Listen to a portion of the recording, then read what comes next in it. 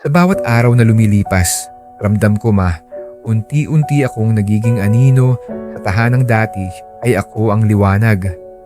Nung nawala si Papa, akala ko tayo lang dalawa ang magpupuno sa puwang na iniwan niya. Akala ko sapat na ako. Pero dumating siya at bigla na lang parang hindi mo na ako kayang tingnan ng buong buo. Mga hapunan na may katahimikan, mga yakap na hindi na kasing higpit, mga tanong ko na nilalamon ng hangin dahil ang sagot mo nasa kanya na. Ako yung anak na naiwan pero parang ako pa yung nawawala.